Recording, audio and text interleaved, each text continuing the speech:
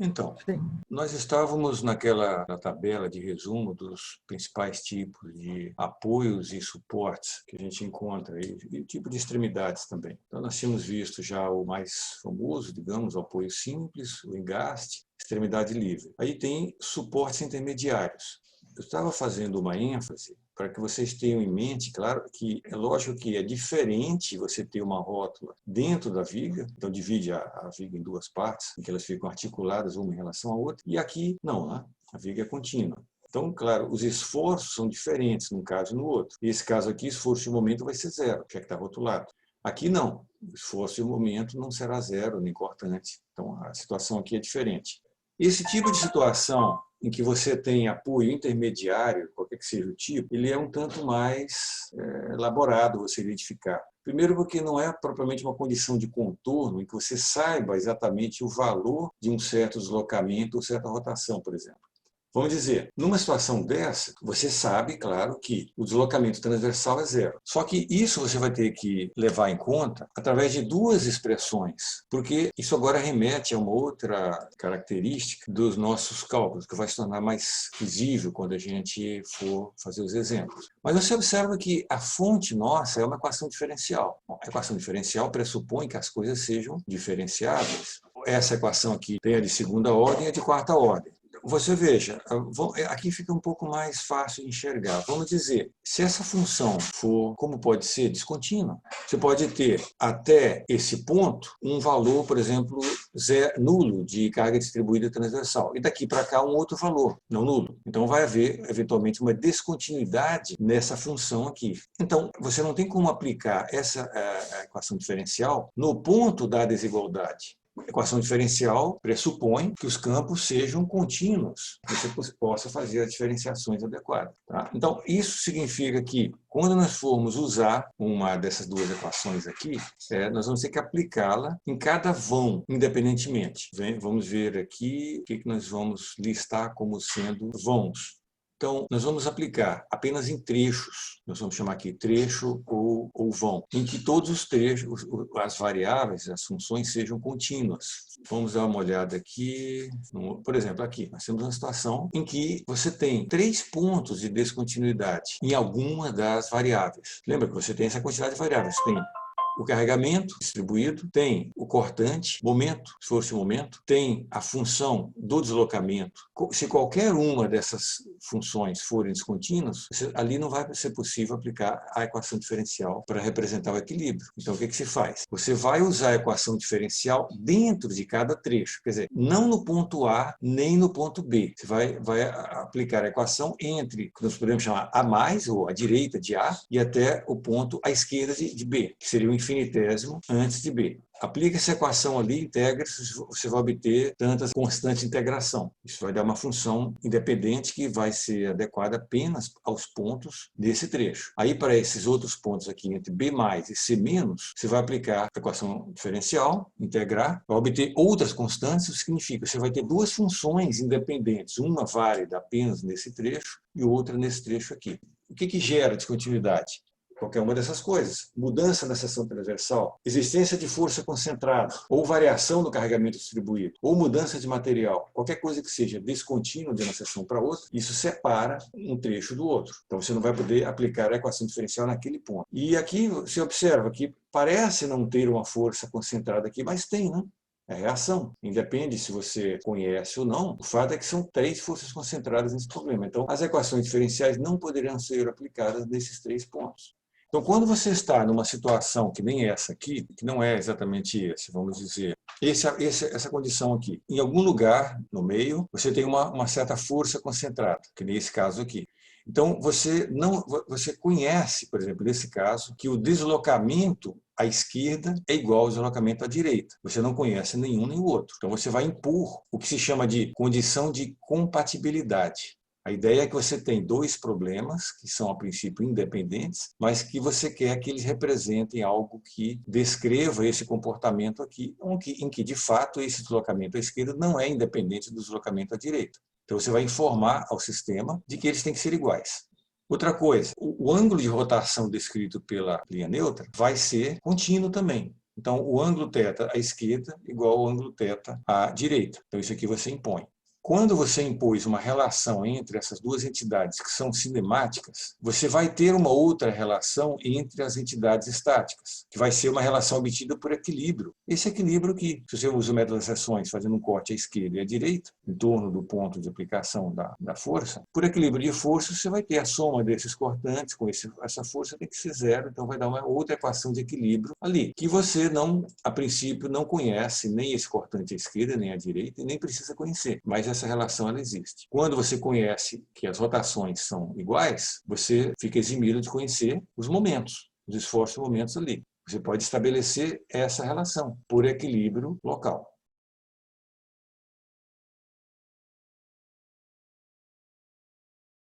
Se você aplica, agora, por exemplo, em vez de aplicar uma força concentrada, você aplica um momento concentrado, você tem algo análogo. Você sabe que o deslocamento transversal é igual à esquerda e à direita, e também as rotações são iguais à esquerda e à direita. E aí você passa a ter sempre essas relações de equilíbrio entre os esforços. Então, o esforço de momento à direita e à esquerda se relacionam com o momento externo concentrado. Enquanto que, se você aplicou o momento concentrado, os cortantes serão contínuos, naturalmente. Vamos voltar a esse caso aqui do apoio intermediário, que ele tem uma certa similaridade com isso, mas é um tanto diferente. Você também tem uma força transversal. A diferença é que não necessariamente você conhece essa força aqui, igual você conhecia aqui. Outra coisa também é que você conhece o deslocamento, né? A esquerda é zero e a direita é zero, que nem está colocado aqui. E o ângulo de rotação é igual. Isso aqui pode fazer esse segmento aqui dessa viga, ela pode assumir uma posição inclinada aqui na configuração deformada, em que o ângulo à direita e à esquerda é o mesmo. Então, você impõe aqui. Então, quanto aos cortantes, já que você conhece os valores dos deslocamentos, você não precisa conhecer os cortantes, mas você sabe que existe um equilíbrio entre eles, incorporando a reação. Aqui, você tem uma relação de igualdade entre as rotações. Então, você precisa conhecer uma relação entre os momentos, que vem de equilíbrio também. Então, aqui é uma situação que você tem duas igualdades e duas relações aqui de correspondência, de continuidade. Vamos dar uma olhada em mais uma condição, que é essa aqui de uma rótula, em vez de você ter, seria o caso aqui da rótula interna, né? O que você sabe é que os deslocamentos à esquerda e à direita são idênticos e o esforço que pode ser transmitido aqui tem que ser zero. Então, esse esforço aqui e esse, à direita e à esquerda, cada um deles é nulo. E por equilíbrio, você sabe que os cortantes são iguais, embora você não saiba quanto é. Isso aqui, na realidade, nós poderíamos colocar aqui. Você não precisa saber esse valor. Uma dúvida, pessoal, em tudo isso, nós vamos usar isso nos exemplos e vocês vão usar isso nos exercícios também. O que se espera é que gradualmente vocês consigam, não é como se vocês tivessem que memorizar essa tabela, é vocês entendendo como é que ela é construída, vocês vão conseguir refazer a qualquer momento que vocês precisem. Porque tudo isso aqui, depois de que você entende isso que mais ou menos eu acabei de explicar, esse arrazoado, isso aí tudo se torna, até certo ponto, intuitivo, que vem da física do próprio tipo de apoio ou da vinculação interna que exista ali. Por exemplo, essa condição de que o esforço de momento é zero, à esquerda e à direita, não é uma dedução, isso é uma condição física da existência dessa rótula, uma característica da rótula. O deslocamento transversal zero aqui é uma característica física dessa vinculação. Vamos começar com o problema mais simples que tem. Uma viguinha biapoiada, carga transversal distribuída uniforme em cima. Comprimento L, problema isostático, os mais simples, você rapidamente encontra as reações e fazendo... Então, aqui nós seguimos uma sequência de etapas bem organizadas. Se a gente identifica que o problema é isostático, essa é a primeira coisa que você tem que fazer é saber se ele é isostático ou não. Por quê? Porque é aí em que você vai escolher a equação diferencial que você vai usar para achar a curva elástica. Como esse problema é isostático, eu vou escolher isso aqui. Significa que se eu vou escolher essa equação, eu preciso primeiro encontrar a equação de esforço. Como isso aqui é muito simples, eu já coloquei direto aqui. A gente usa o método das seções, faz um corte arbitrário, você tem essa expressão para os esforços. Então, a partir daí, a gente tem a equação diferencial, que eu optei por usar. Simplesmente a gente traz a expressão do momento para cá e começa a integrar. Integra uma vez, considerando aqui o momento de inércia uniforme. Se integra uma vez, vai surgir isso aqui e mais uma constante C1. Integro de novo, vai surgir agora a constante C2. É a parte fácil da história. Agora, a parte mais delicada é que nesse problema aqui também é simples. Por quê? O que nós temos é o deslocamento numa extremidade é zero e na outra extremidade é zero também, já que ela é biapoiada. O que mais que nós temos de condição de contorno? Se a gente volta para aquela tabela ali, justamente os dois apoios são desse tipo, em que você tem duas condições de contorno em cada um desses apoios. Então, na verdade, nesse problema nós temos 4. Duas no apoio da esquerda, que é deslocamento e esforço e momento zero, e apoio da direita, deslocamento e momento à direita zero. Agora, como é que funciona isso, já que nós só temos duas constantes de integração aqui? O que acontece é o seguinte, se você está usando essa equação diferencial, você já começa com a equação do esforço pronta, que você já obteve numa etapa anterior. E aí, essa equação de momento, ela já tem que vir obedecendo a essas condições aqui. Então, de fato, se ela não obedecer, está errada, né? Se isso aqui você obteve lá de alguma forma, método das seções, e não está obedecendo isso, então está errado, isso aqui. Então, quando chega aqui, essas duas condições de contorno já foram usadas. Não tem mais como a gente usar nessa fase em que nós estamos de achar a curva elástica. Então, aí as coisas dão certo. Você tem duas constantes de integração e temos duas constantes, duas condições de contorno não utilizadas ali. E aí a coisa fica simples. Você impõe uma condição, então vai pegar isso aqui, aplicar em x igual a zero, vai ficar essa expressão aqui igual a zero. Aí você vai aplicar a outra condição de contorno em x igual a L, então aplica aqui em x igual a L, fica essa expressão igual a zero. Na realidade, o que vai acontecer? Isso aqui é um sistema algébrico de duas equações e duas incógnitas, que pode ser organizado dessa forma. Esse é o procedimento que a gente vai utilizar nesse curso. Por quê? Nesse caso aqui, você tem duas constantes apenas. Dá para usar aquele método artesanal, como você pode dizer, o método manual, de substituir uma equação na outra, etc., até encontrar essas constantes. Só que nós vamos nos deparar com situações em que você vai ter 4, 6, 8, 10, 12, 15 constantes a serem obtidas. Então, serão 8, 10, 12 equações algébricas como essa para serem resolvidas simultaneamente para obter o conjunto de constantes. É claro que isso aí é loucura, de fazer manualmente substituindo uma na outra. Mas, hoje em dia, isso é muito fácil de ser contornado. Você converte isso aqui num sistema desse. Como? Eu pego tudo que for conhecido. O que é conhecido? Por exemplo, esses termos aqui que dependem do carregamento. E esse. Jogo do lado direito da igualdade. Do que sobrou, eu pego aquilo que envolve as constantes. Então, tudo que multiplica as constantes, eu vou jogando aqui. Eu crio uma matriz, as constantes estão aqui todas, e eu vou copiando cada equação dessa aqui. Copiou a primeira, copiou a segunda. Por exemplo, a segunda vai ficar como?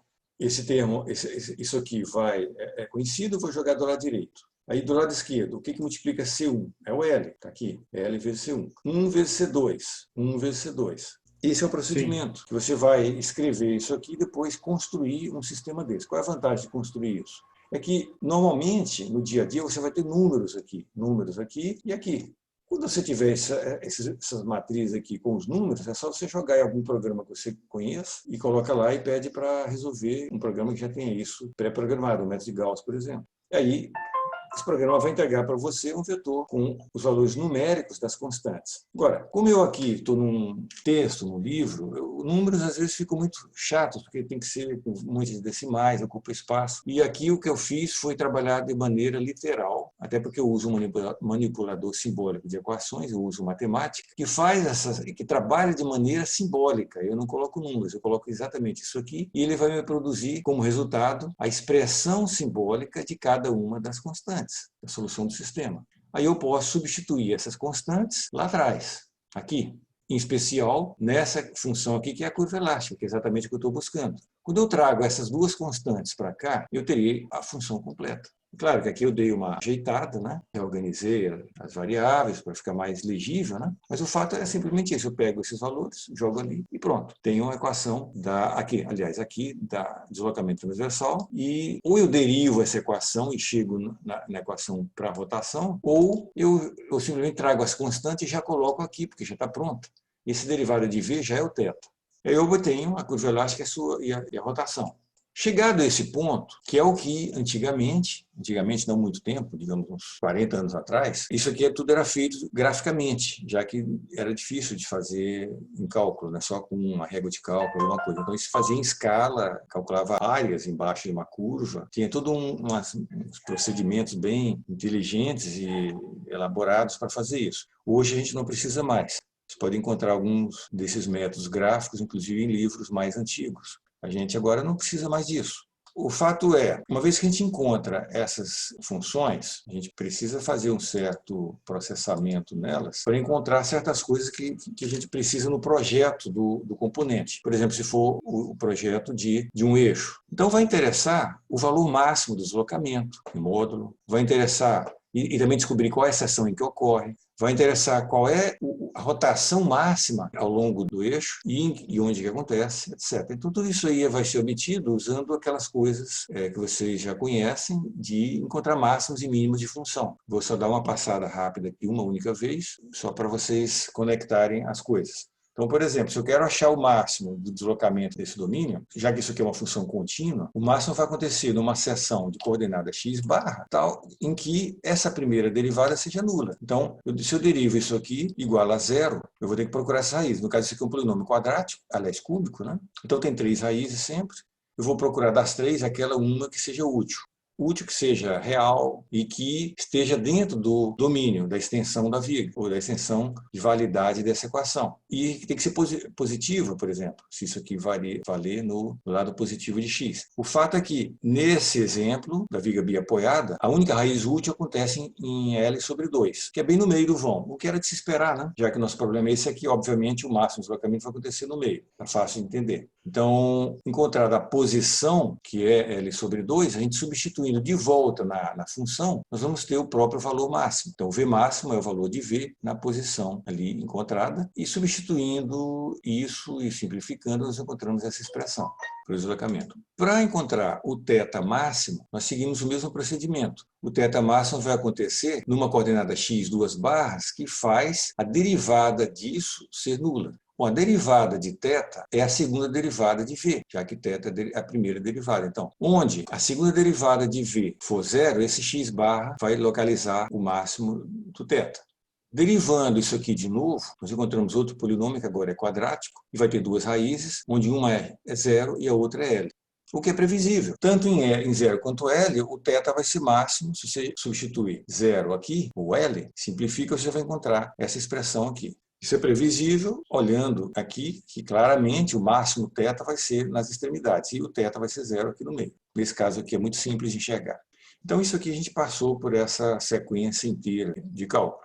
Vamos refazer esse problema usando uma equação justamente a outra equação, a equação de quarta ordem. Vamos recomeçar para exercitar o uso dessa equação de quarta ordem. Nós recomeçamos aqui. Então, se a gente vai usar essa equação, nós não precisamos nos preocupar em achar previamente reações nem esforços. Nós começamos direto daqui da função da carga distribuída. Primeira coisa que você tem que tomar cuidado é que quando nós deduzimos essa equação, o PY era positivo no sentido positivo de Y. Nossa carga aqui está para baixo. Então, na verdade, nós vamos começar a usar a equação dizendo que P é igual a menos Q, onde Q é aquele valor dado lá no começo. Então, aí começamos a nossa tarefa de ir integrando. Eu integro uma vez, surge uma constante, integro de novo, outra. Integro 4 vezes, vou ter essas 4 constantes. E essas equações aqui vão ser válidas nesse domínio x de 0 a L, excluindo as extremidades. Esse parênteses aqui é para excluir as extremidades. Porque algumas dessas coisas aqui não são válidas em x igual a 0 nem x igual a L. Vamos olhar essa coluna da esquerda. Isso aqui está bem organizado visualmente para vocês terem o mapa completo dessa história. Quando a gente pega aquelas equações diferenciais que nós deduzimos, vocês vão ver claramente que o que é a derivada do deslocamento, a primeira, é o θ. O que é a segunda derivada do deslocamento, vezes I, é o momento, que inclusive é aquela outra equação que a gente acabou de usar no exemplo. M sobre I é igual ao deslocamento, a segunda derivada do deslocamento. O que é a primeira derivada do momento? É menos o cortante. Isso aí é uma daquelas equações de equilíbrio em termos de esforço. E, finalmente, o que é a derivada do cortante? É menos a carga distribuída. Então, nós temos a outra equação de equilíbrio. Então, quando você integra isso aqui, automaticamente você passa a ter expressões para esses esforços aqui que já está na sua mão, embora tudo aqui em termos ainda das constantes. Então, quando a gente passar para condições de contorno, a gente vai poder capturar diretamente de alguma dessas linhas aqui, de uma dessas 4 linhas aqui. Então, vamos ver. As condições de contorno a gente já tinha identificado. Deslocamento zero aqui e aqui. São esses dois. O que mais? Já que é rótula, esforço e momento é zero aqui e ali. Está colocado aqui. Então, nós temos agora 4 constantes e 4 condições de contorno. Pronto. É só seguir agora o processo, passo a passo. nós vamos pegar, por exemplo, dessa última expressão, colocar x igual a zero, que é a primeira condição, igual a zero. Segunda condição, x igual a L, aplicamos aqui, igual a zero. Terceira condição, o esforço de momento em zero é zero. Então, chegamos nessa linha aqui e aplicamos x igual a zero. Vai dar essa expressão aqui. E, finalmente, nós vamos aplicar que o momento em x igual a L é igual a zero também. Então, a gente chega nessa expressão aqui, essa expressão do momento em x igual a L. Então, fica assim.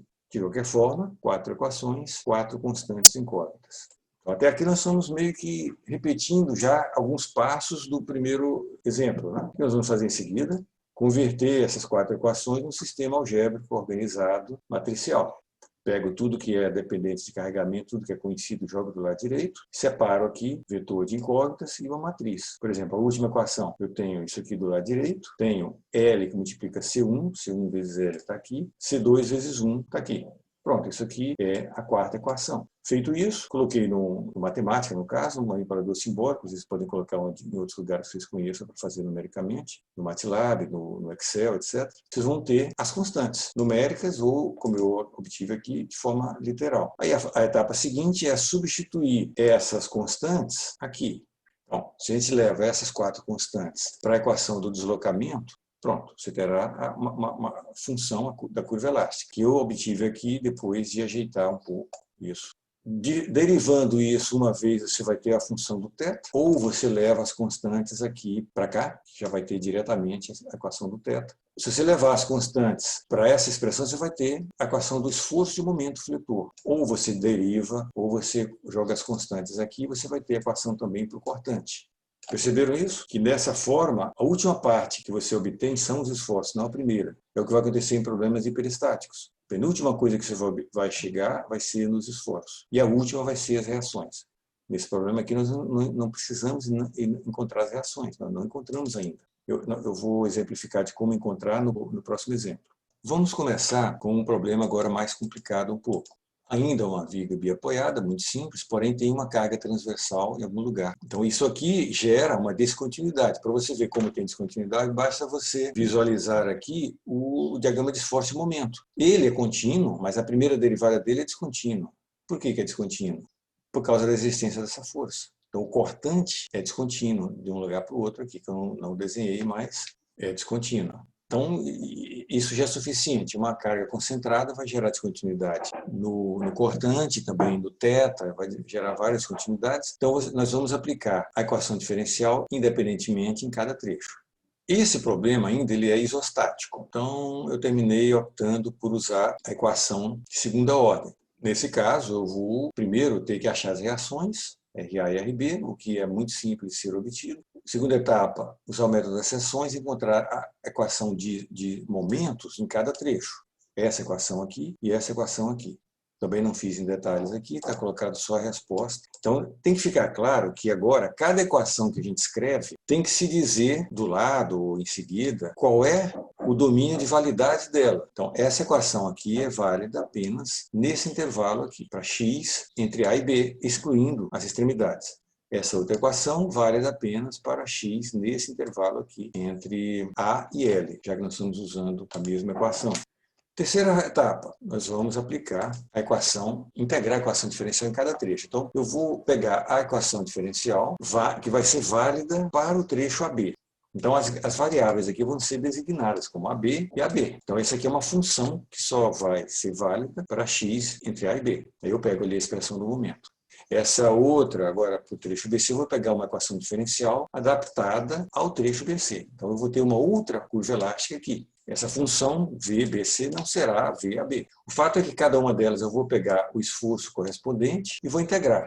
Integro uma vez, vou obter o θ, uma função para o θ em AB. Integro outra vez, eu vou ter para o deslocamento. E aqui também. Então, aqui eu vou ter C1, C2, aqui D1, D2. Então, na realidade, quatro constantes de integração. Então, essa vai ser a regra. Se você usar a equação de segunda ordem, você vai ter 2 constantes de integração para cada vão. Se tiver 3 vãos, isso vai ter 6 constantes de integração. O que significa que você vai precisar especificar 6 condições de contorno ou de compatibilidade. Tem que ter 6 condições para achar essas 6 constantes. No caso aqui são 4.